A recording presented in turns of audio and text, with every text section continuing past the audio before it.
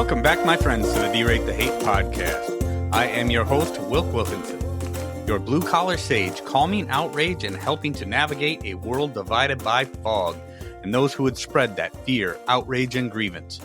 Each week, I'm sharing stories from my path and using the power of conversation and collaboration with my many great guests. Together, we chart a course toward understanding, bridging divides, and fostering a community where wisdom prevails over discord. Friends, it really is about bettering the world one attitude at a time. We did not create the hate, but together we can derate the hate. The only good thing about a bad attitude is we have the ability as individuals to change it. For me, it starts with gratitude and personal accountability. I am so incredibly grateful that you have taken the time to join me for another powerful DTH episode. Please remember to subscribe and share the DTH podcast with your network of friends. If you would like to support the show, check out the Support Us page on the Derate the Hate website. With that, my friends, let's get to it. Friends, I cannot tell you how excited I am to have you with me for today's episode.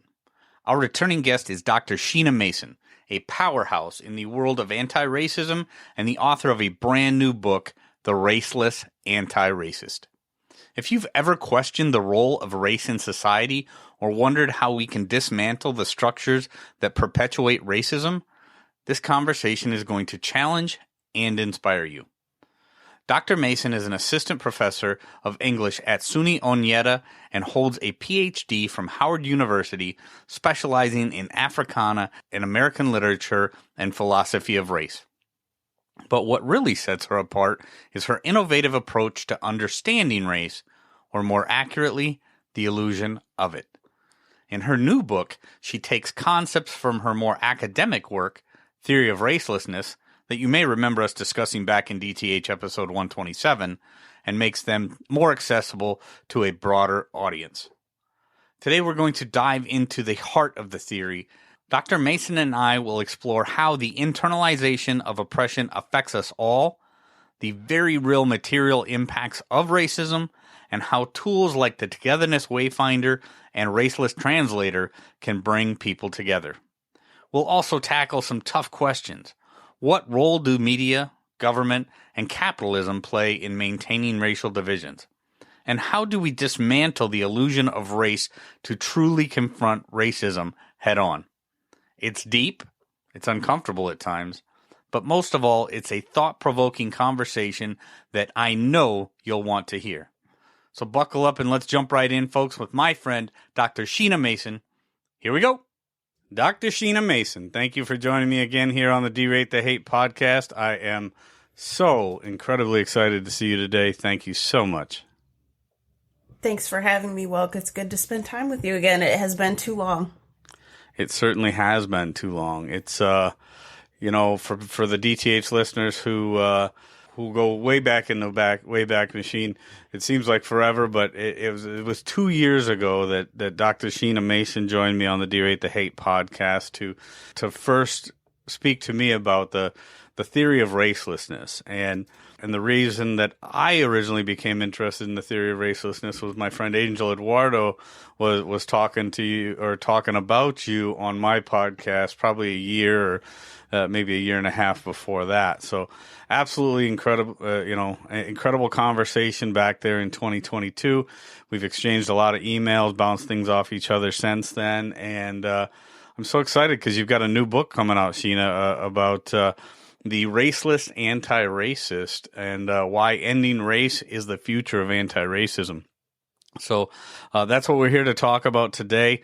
First, so when I go back and I reviewed our last conversation, Sheena, and that was, you were talking about your book, The Theory of Racelessness, and how that was more kind of an academic textbook kind of a book.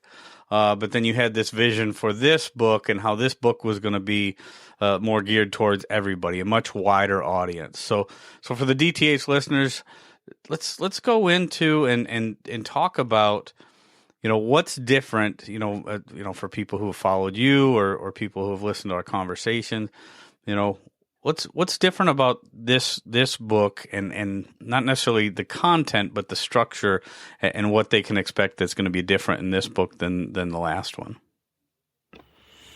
Well, the last one was a revision of my dissertation, and for folks unfamiliar with how a dissertation tends to work, you have a dissertation committee, which is comprised of professors at whatever university you're a PhD student at. They review your chapters, they give you feedback, and you revise accordingly, right? And then eventually you get to a point where everyone is satisfied and you have to defend that dissertation, and your life moves on, hopefully with the title doctor in front of your name. My dissertation committee gave me all of the freedom and leeway that I needed to get to the successful completion of my dissertation, but it's still a dissertation.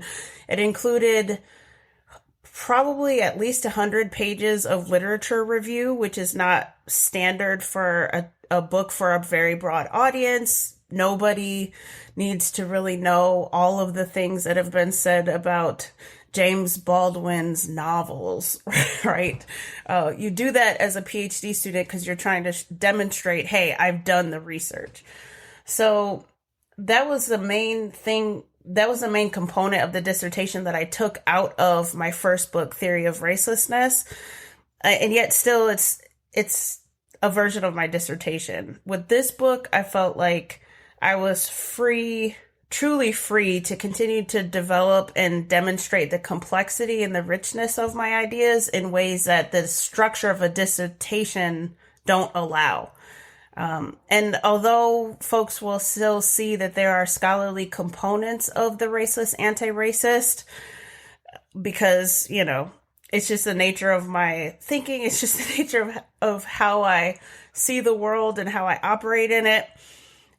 I really was writing it not with the dissertation committee in mind, but with the average reader in mind. And in that way, too, the applicability of this second book and the framework is going to be clearer for folks, whereas the first book, because it's structured in the way that it is, because it's geared toward other scholars, and because it focuses on literary studies in particular, I think it's going to be harder for folks to see how it applies in other realms outside of academia, outside of literary studies.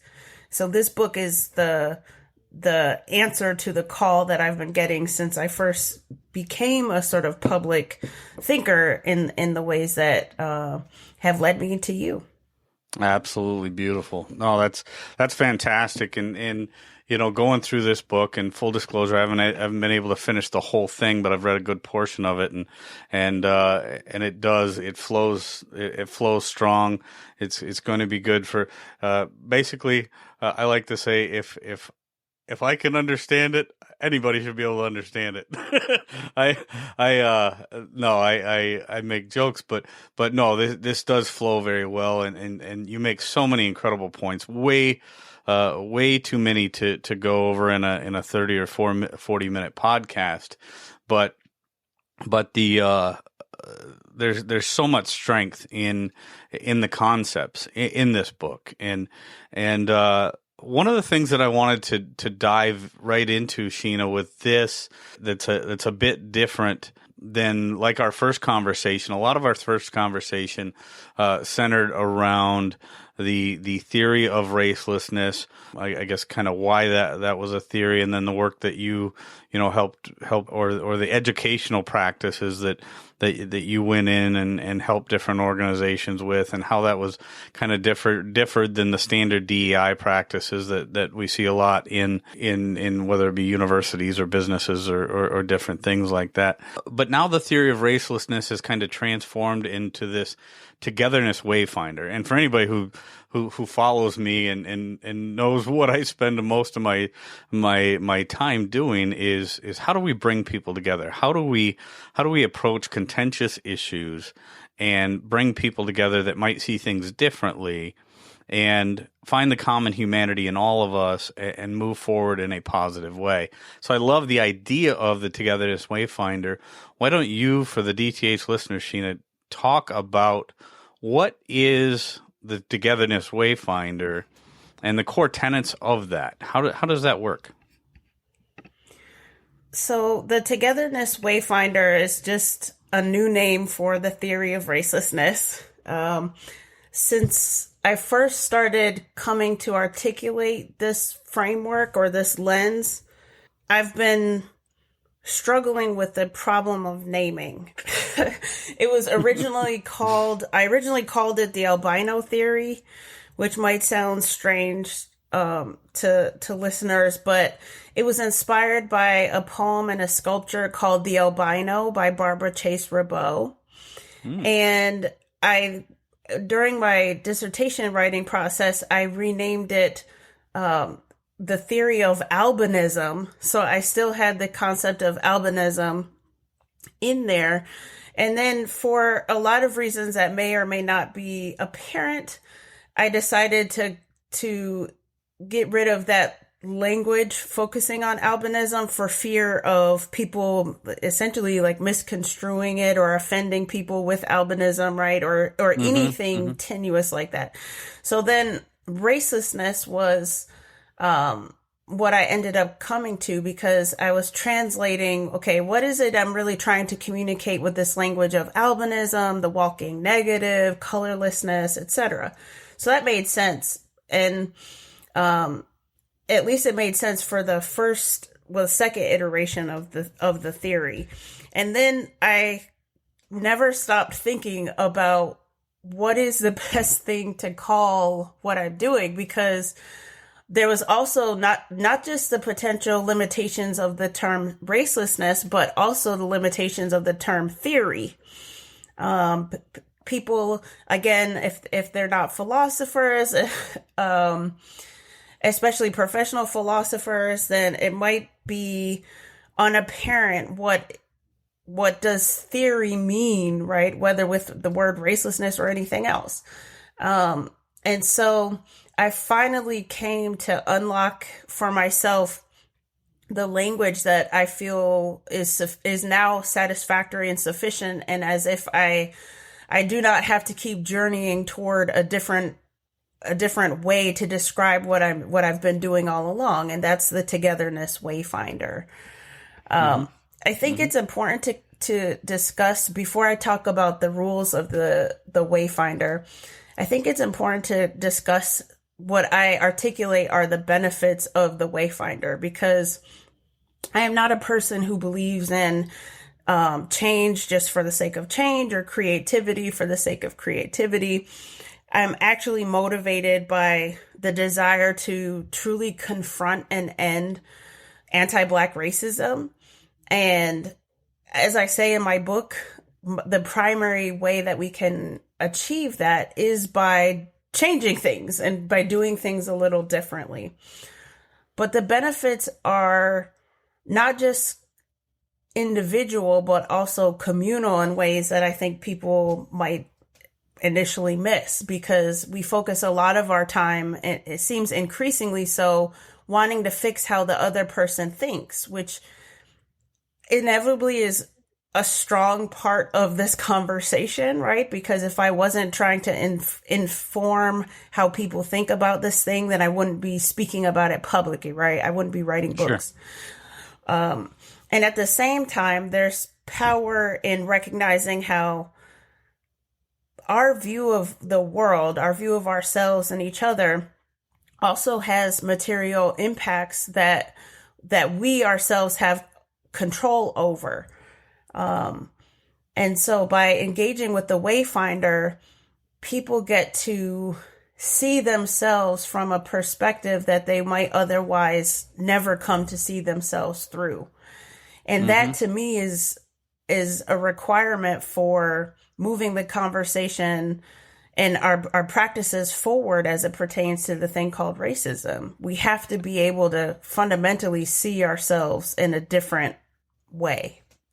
Oh, I think that's absolutely. I mean, that's incredibly important. One of the things that I speak about most, Sheena, is personal accountability and how we can learn from our own mistakes and how we can learn from our own biases and stuff like that.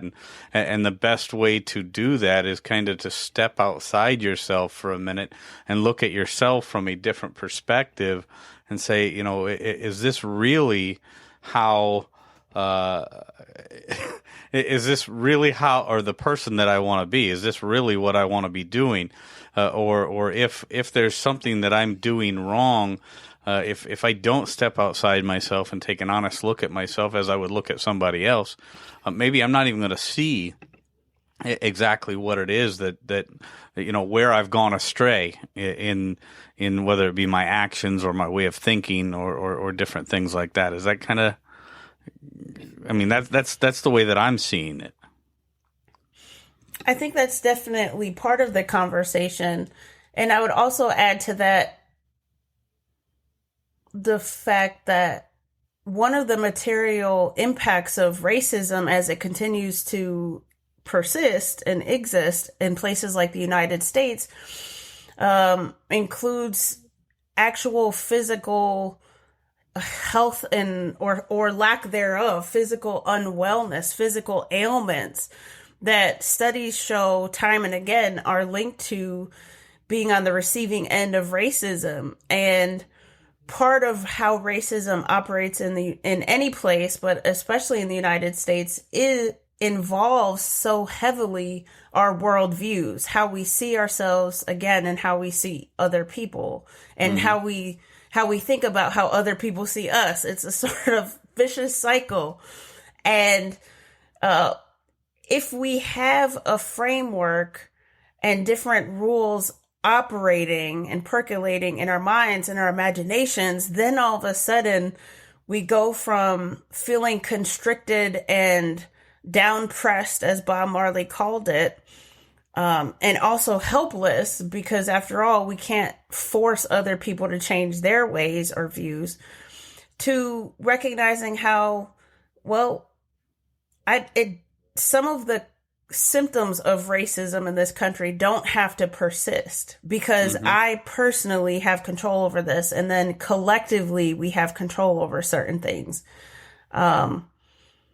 And because I might sound vague for some listeners, to put a finer point on this, right? Like, as an African American woman, I have an increased risk of certain heart diseases, high blood pressure, certain ailments like that. And studies show that there's a connection between those increased health risks and my experiences as a woman who gets racialized as Black in this country. It's stressful. I can be the first to tell you, Wilk, it's a very stressful situation to be in. And while not every African American experiences the world and experiences this country in the same exact ways, enough do so that it literally sends us to the grave prematurely. Okay. And we can have a certain amount of say-so and control over that. Because again, I can't control how you see me and how you treat me. I can control how I experience that mistreatment. I can't control how I see myself and whether or not I put the same limitations on myself as a result. And that's the fundamental power of the Wayfinder. Yeah. No, and that is so important, Sheena, because one of the things that I say probably in just about every episode, and I think it's even it has to be in every episode, but it's one of the I guess the core tenets to my personal life change and how I've been able to become of more sound mind is the realization that there's so much in this world that's outside of our control, so much in this world that we have to encounter that we can't control, but we have the absolute responsibility to react to it in the right way. And allowing other people's ugliness and allowing other people's actions and allowing other people to take control over us in that way is so problematic. And So I love the fact that the Togetherness Wayfinder, there's a way that can be used to try and help people find that better peace of mind, help people find a better way to react to things that are outside of our control. I think it's just as human beings. I don't care if it's for somebody that's racialized as white, somebody who's racialized as black, somebody who's, in so many ways, there are so many things that we're just never going to be able to get a handle on. But the idea of reacting to it in the right way so that stress factor does come down, I think is hugely important. I think it's important for everybody. Yeah. And when I hear you say, like reacting in the right way, how I interpret that is thinking about how people internalize oppression. We internalize oppression, and it has inevitably a negative and compounding effect on us. And I find increasingly young people that I work with as a professor of undergraduate students, we have generations of young people coming up through the ranks now who are seemingly even less equipped to wrestle with some of the realities of the world. And so for me, it's less about, sometimes it's going to include how a person reacts to something, right? But for me, it's more about considering the internalization of somebody else's dehumanization of me. That's a thoroughly pernicious happening in this country that, again, whatever we think about the possibility or probability or lack thereof in terms of creating a future without racism, some of the symptoms of racism, we do not have to continue to allow. We can confront certain things head on, even if nothing else outside of us changes. And that's one of my central messages, because it's clear to me that in the 3 years now that I've been talking publicly about my work, and since I graduated from Howard, people are missing that aspect of what I'm saying. So I want to say loud and clearly, right, that this is more than just changing those people over there or changing those practices over there of which I have less control over. Sure. Even though, of course, I'm advocating for those things to change as well, obviously, because otherwise I wouldn't be committing my life's work to doing this. Right. And one of the most beautiful things that I've found about, following your work, Sheena, and just having conversations with you and is the, we talked about I think skepticism and constructionism and eliminativism and stuff in our previous conversation. And even though, you're considered a skeptic, in my mind, you're also an optimist in the sense that you believe this is something that can actually be fixed. And I believe that something can be fixed as well. I think that's absolutely beautiful. But that centers around, or much of what you're talking about centers around the idea that race is something that does not exist. And the sooner that we can get rid of the concept of racism is easier to then eliminate, right? Did I say that right? I agree with what you said. But I just want to revise it by adding, because again, I feel like too many people miss the entirety of what I'm actually communicating, right? Which is not to say that you've missed it. For your listeners, I want to make sure I'm clear, right? For me, it is about recognizing what racism is and acknowledging it, right? And recognizing by extension what race is and translating race appropriately so that we can be truly clear-eyed about the problem of racism. We can recognize the fiction of race, the perniciousness of the practice of assigning race to folks, which we call racialization in sociology, Mm-hmm. All with the express purpose of creating a future without said racism, particularly anti-Black racism, which is the most dominant type of racism across the globe. That is the entire premise of the Wayfinder. We cannot skip to the good part and talk about the illusion of race and pretend that racism, especially anti-Black racism, everyone's favorite topic, right, are non-existent or somehow less problematic than they were 10 years ago or 20 or 30 or 40 or however many years ago. So long as we're operating within a paradigm that tricks us into thinking that race is a real thing, whether biological or a construction, and so long as we continue to trick ourselves into thinking that race is a real thing outside of racism itself, the machinery of racism itself, then we will continue to produce racism. Mm-hmm. Mm-hmm.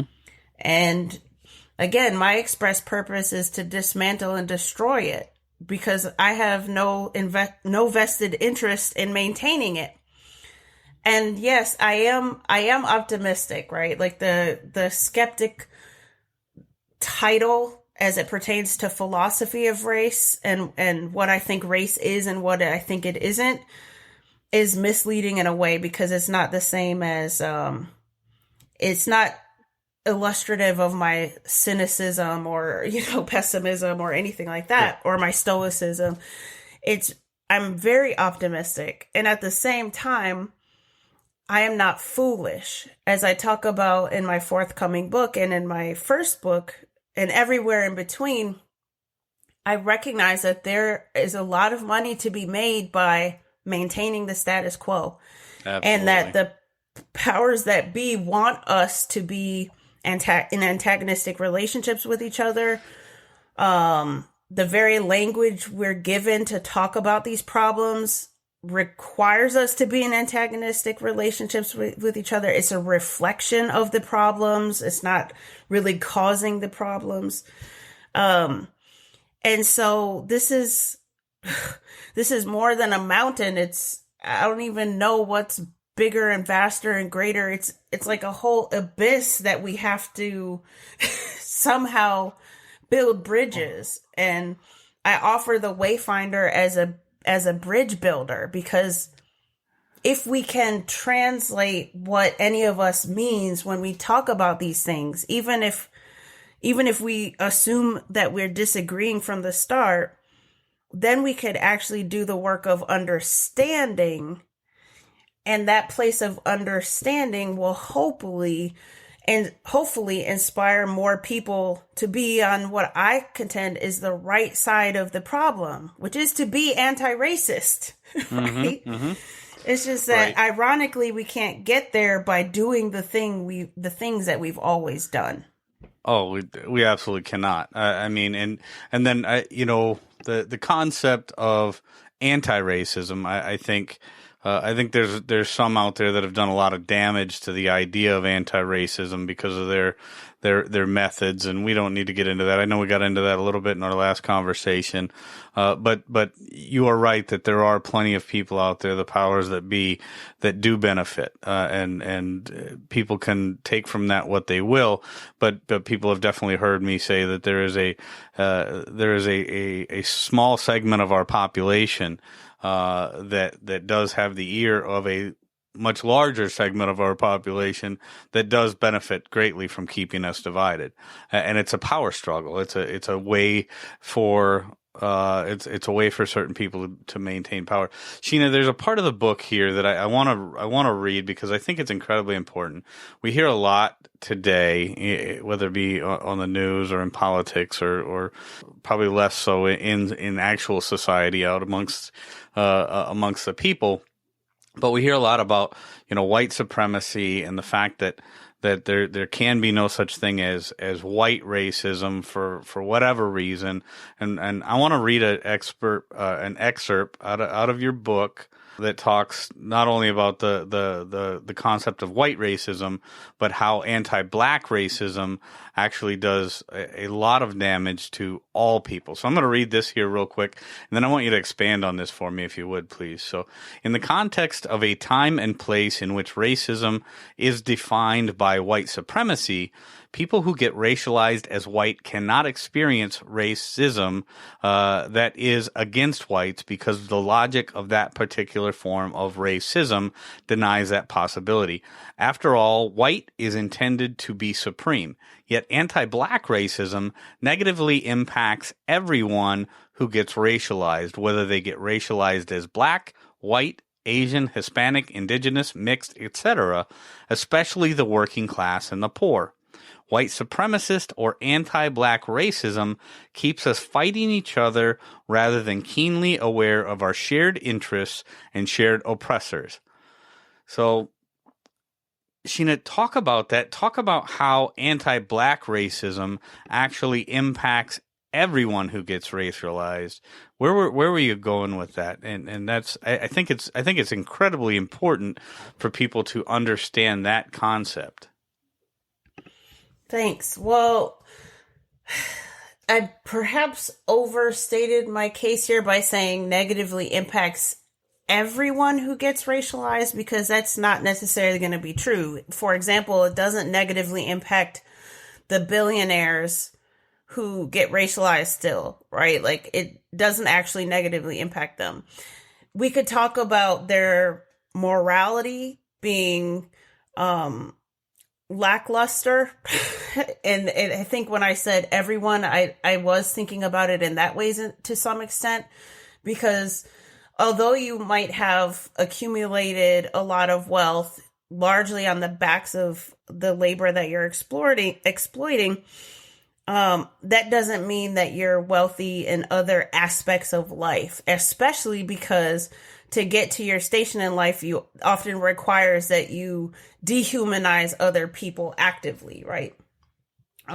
So that you can amass and accumulate power. So there's that sort of added context there.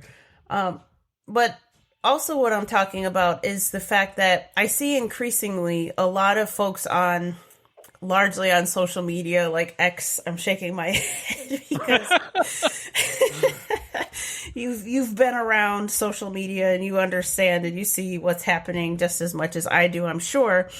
And I see a lot of rhetoric about, anti-white this and anti-white that. I'm like, that's historically speaking, not a thing, right? If you live in a society where you are racialized as white, that means that you are seen as superior, as at the top of the food chain, if you will. You're at the top of the hierarchy.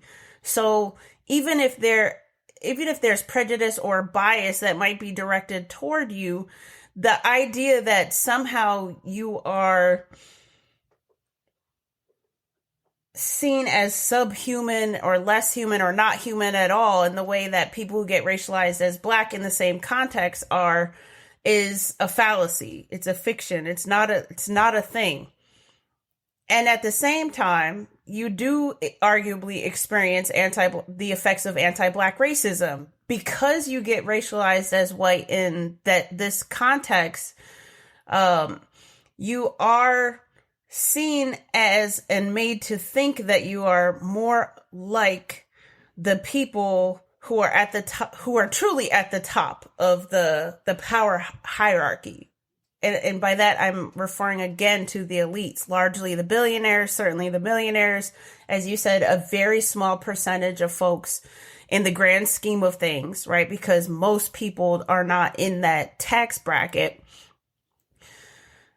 The reason why anti-black racism affects you is because, historically speaking, when the working class and poor folks who got racialized of all different ways saw each other as aligned, saw their interests as aligned, and voted accordingly, the elites, the billionaires, the millionaires, the super wealthy and rich, came in, burned down towns, massacred mostly people who got racialized as black, sent mayors and governors running from the towns that they were living in and inserted their own person there, then ran an entire media campaign, an anti-black one, saying, hey, those black people over there are people who are your enemies. You're not like them, right? They're beastly. They're threats to your white, pure society. And it was a very effective tool of oppressing the working class and poor people who got racialized as white, because, you know, within a decade or so, and certainly passed on through generations, those people came to believe the ideology that they were superior, that those people over there who get racialized as black or otherwise not white are inferior. And I have more in common with the Donald Trumps of the world than I do with the Sheena Masons of the world. And in that way, economic class oppression that middle and working class and poor people who get racialized as white experience to this day, and I think many, if not most, or all of us are feeling the effects of the economy right now, as an example. That's anti-black racism, because the primary way that the economic and social hierarchy was set up, again, goes back to chattel slavery. And some people really don't like going back to chattel slavery as a cause for something, but we're deceiving ourselves if we don't recognize that economic and social hierarchy is what built this country, and is the ideology is what has been maintained even after emancipation. And that same ideology had to keep being reinserted into spaces when people who were economically aligned saw themselves as like, aha, we actually have more in common with each other than we do with the elite, right? So let's ramp up the anti-black racism to make the separation. These people are white, therefore they're more like other so-called white people. These people are black, so they're more like other so-called black people. And that's how you keep the power imbalances. That's how you keep the hierarchies going. But that's not anti-white racism, right? It's the effects of anti-black racism at its best. And in 2024, we continue to experience the impacts of it because we haven't challenged the status quo. Not really. Not really. And the people who have the most power in the country, in the world, who are, you know, who have politicians in their pockets, et cetera, those people are laughing all the way to the bank while the rest of us are suffering in ways that needn't be. And we just can't get our heads out of the sand enough to see it. Okay. Yeah, I you know, that's something I'm going to have to really think about. I mean, there's certain things that you said there that I can get my mind around. There's other things that are certainly, you know, quite a ways outside of my personal lived experience. So I'd have to, you know, really think about them a little bit closer. Having been somebody who grew up very poor in the Midwest in the 70s and in the 80s and things like that. I mean, I know there's definitely aspects of, I've seen things a lot more in my life, Sheena, through the lens of the haves and the have-nots and the working class versus the white collar elites or the academic elites and things like that. You know, that's been my personal lived experience and thinking through things to try and get there. But thank you for clarifying the excerpt. Well, let me just ask you, right? So you started your response by saying that some of what I said counters your lived experience, but then everything you said supported what I said. So I'm wondering if you could, if we could stay here for a moment and talk about this, sure. And if you could explain to me why you think I'm saying something that counters what you just said, because as I hear you speaking, I'm saying, yes, you're proving my point, right? Oh, and the other qualifier I'll say is like, some people, because of how racism works and the ideology of race works, therefore how the ideology of whiteness works, will hear that so-called white people can't experience racism, particularly anti-white racism, and then translate that into can't experience bias, prejudice, can't experience oppression, right? And I just want to emphasize that in my first response, I lifted up the fact that oppression is experienced by virtually all groups, right? Unless you are in that, like, let's just say top 1%. And of course you can experience bias and prejudice. And you can experience racism. It's just not anti-white, right? Because that's not the design of it. So I'd love to hear more and understand your perspective. Sure. So I guess when I think of different things like oppression, certainly the oppression that I've experienced in my life and other people, within my life who I've had personal lived experience with, I would not call what we've experienced anti-white oppression, and I certainly don't think or can't see how the anti-black racism or anti-black oppression kind of led to or ties in or blends to I guess the have-not oppress. I would call it, like I said, I talk about the haves and the have-nots, but I don't believe, and I guess my personal lived experience has not led me to believe that the have-nots only don't have simply because the haves have so much. If that makes sense. I mean, that's a weird way to say it, I think, but that's not been the way that I guess the lens that I look through things. I believe that there are people out there that benefit by keeping us divided, not necessarily monetarily, but in the power structure. Politicians, the media, not so much the big corporations and things like that. I think the big corporations are after the dollar. They don't care who's spending it. But so I don't look to corporate America as somebody who's trying to divide people. I definitely believe the power structure within the media and the politics, whether it be the government or politics, they benefit greatly by keeping us divided, because it's a power thing. With power comes influence. With influence comes money, and that's how they get their money, not by producing anything of great importance. Which I think is unfortunate. So I think we're probably on the same page on a lot of different things. I think we're probably or I'm just maybe not articulating the way that, the way that I see it in a way that you have, but trying to get, I think probably the big divide between what you're saying, Sheena, and what I'm saying is I don't see that millionaires and billionaires are our biggest problem. I think politicians and the media are our biggest problem, and I think they use race and class to divide us. I think the concept of race and certainly the reality of class, being the haves and the have-nots, or the working class and white collar elites. I think that is, from my lived experience, a much bigger deal. I guess that's where I'm saying, but I don't think we're far off of each other's way of thinking. I think we're just probably thinking about it in two different paths.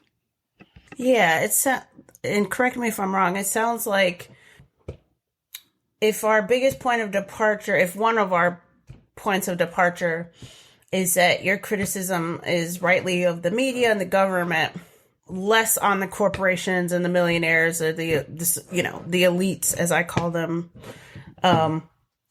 then capitalism for you is not a problem, right? Like that's not the primary driver of the division that we witness, the division that we experience.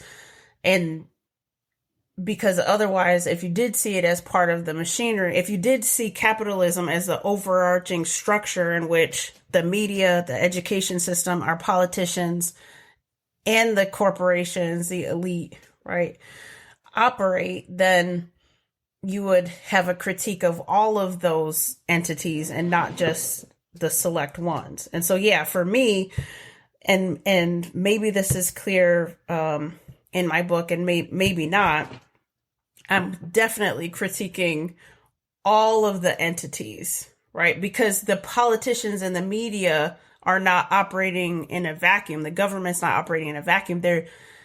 These entities or institutions exist in large part, right, to maintain the status quo of hierarchies that you and I are discussing. And to my mind, one cannot confront the problem of, in reality, of racism without recognizing that all of those systems are contributing to the problem, right? And that the media and all of that, I mean, the media is controlled by the government, right? The education system is controlled by the government, and the government isn't just willy-nilly deciding like who's going to have and who's going to have not, right? Like I mean, in some ways it's, what do you call it? Arbitrary, but in other ways it's not. It's not. And yeah. So yeah, like that's a bridge that we won't be able to build today between us. But hopefully, if we can continue the conversation, and if you're open to it, we should do that. We should continue the conversation. Sure, because absolutely. Because what you're describing as partly problematic to me, I'm like, oh, it should be an easy bridge to build. It should be an easy bridge to build. Right. Well, no, and you know what? I've said so many times with conversations like this, Sheena, is there's going to be things that we agree on. There's going to be things that we disagree on. There's and disagreement's okay because it leads to more and greater in-depth conversations. I think we're a lot closer together on a lot of things, and I think the end result of what we both want is absolutely the same. I think there's things about our ways of thinking that warrant a lot more discussion, and I've told you before I value so much of what you say and the things that you do, and like I said, from what I've had a chance to read in your newest or forthcoming book and the things that I've read from your work before, I think it's incredible. I think the most important thing about all of this, Sheena, is the fact that it really makes people think, right? It gets people thinking about different things. There's so much in this book that certain people from circles that I've run in my life would never even, they would never encounter. They would never encounter the thought process or how the raceless translator can be used to help us, which actually I wish we'd have gotten to. You know what? Let's do this. I know we're getting really close to the end of our time. We've actually run over our time, but just take a quick minute. Let's talk quickly about the raceless translator, and then we'll finish up by just telling people where they can find out more about the book. Obviously, we also want people to know that our common friend, Dr. Starlett Thomas, wrote the foreword for the book.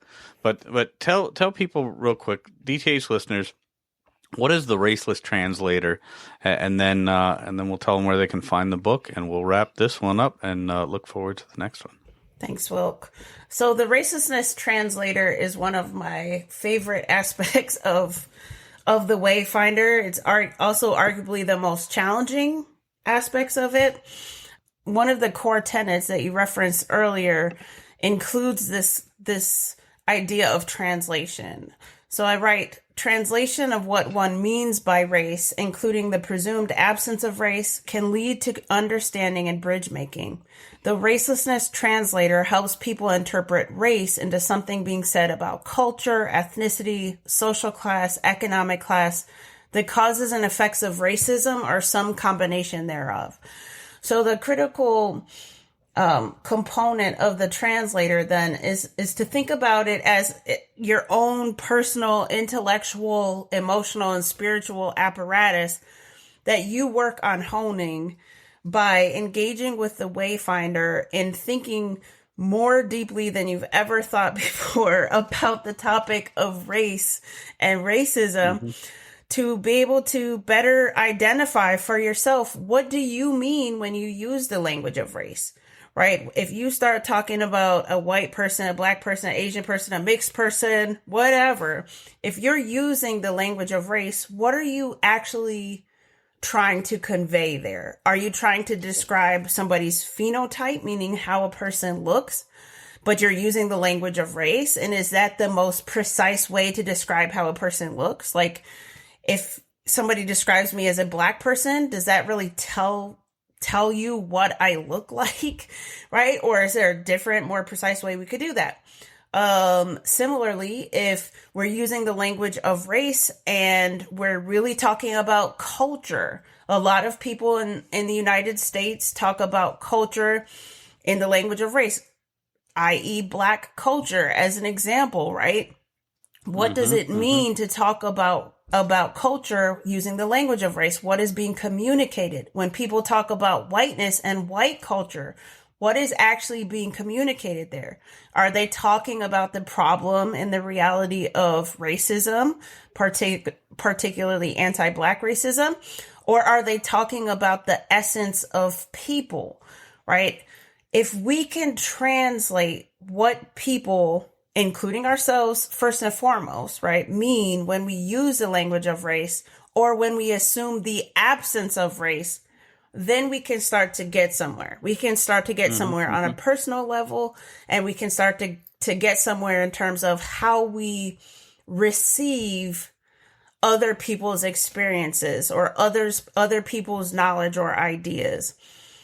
So that to me is a critical part of the Wayfinder. And from page 1, this book, The Raceless Anti-Racist, is an active translation for folks, because just like you said, right, some people are coming in thinking, oh, I agree wholeheartedly, right?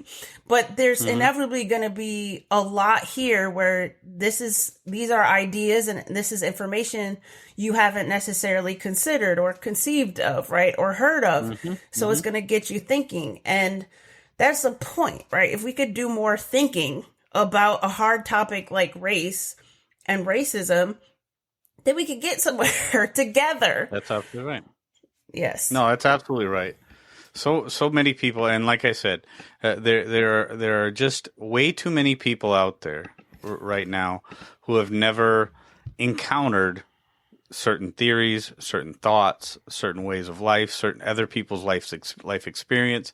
So the most important thing that we can do, Sheena, is keep on having these conversations, whether it be you and me having these conversations, or people having conversations with somebody at work that they might never, they just might never approach in any other situation. But they're like, you know what?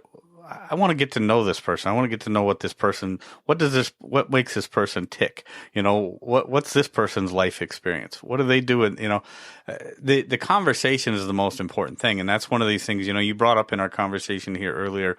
One of the big things with young people today is they're not as equipped to deal with some of the things the way that they would have been, in years past. And why is that? I think it's because so many people try to stay in their own bubbles and try to avoid things that make them uncomfortable.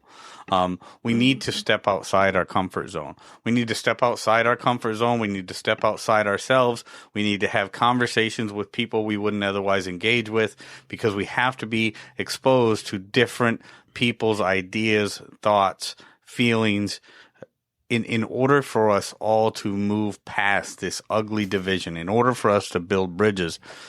People know that the work that I do with Braver Angels, the Pro Human Foundation, this podcast, it's all about bridging divides. It doesn't mean we're always going to come to a common ground. It doesn't mean we're always going to think exactly alike at the end of the conversation, but we are going to think. And I think that's what's so important. Sheena, what's your last words for this conversation? It's been another incredible conversation. Yes, well, I thank you so much for continuing this conversation with me. It's not all the time that I get to revisit conversations with folks, right? Podcasts tend to be a sort of one and done. The fact that 2 years ago when I was really green, we connected and we got to talk about this thing that I've been working on and developing. And here we are talking about my next book, and I have a sneaking suspicion when I have another book coming or another project, we'll also reconnect. That's what it's all about for me. It's about connecting not just with fellow people, but also connecting with oneself. Because at the end of the day, and this kind of brings us 360 to the outset of our conversation. At the end of the day, we know that it's like hate, anger, fear. Those can be very motivating emotions, right? And that's why the media, to your point, plays on those emotions. That's why politicians do the same thing, right? They're not foolish. They know those are motivating emotions. But I'm a person who refuses to live in a constant state of fear. And part of the way that I overcame fear is by coming to peace with myself, right? By knowing myself, by questioning myself, by questioning my own ideas, by being okay with being wrong, right? By being okay with people disagreeing with me, even if I feel strongly on an ethical level and on an intellectual level, right? Like being okay with the fact that, as you said, people aren't going to be 100% in agreement with me all the time. If they are, that'd be great. But it's unlikely.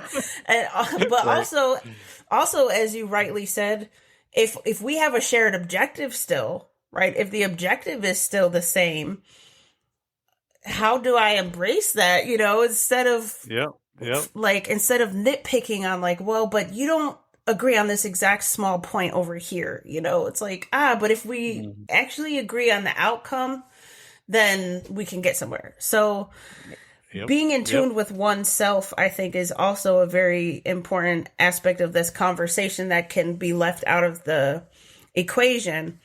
And being in tune with oneself, loving oneself, I call it, radical love in the book, gets extended outward to fellow humans, to fellow man. Listen, I'm not imagining a utopia or a paradise on the other side of this thing. I'm really not.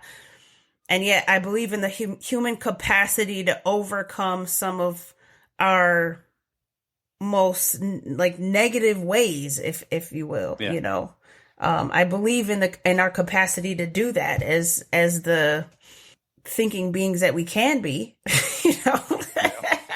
I absolutely think we can too, and I think exposing people to this idea, exposing people to the togetherness wayfinder, formerly the theory of racelessness. I think it's incredibly important. Sheena, where can they find the book, The Raceless Anti-Racist: Why Ending Race is the Future of Anti-Racism? I believe you said it's going to be out October 5th. Did I say, is that right? October 5th. Where October can they find 1st. the book? Where can they? October 1st. Yeah. I'm sorry. Yeah. No problem. Okay, October 1st.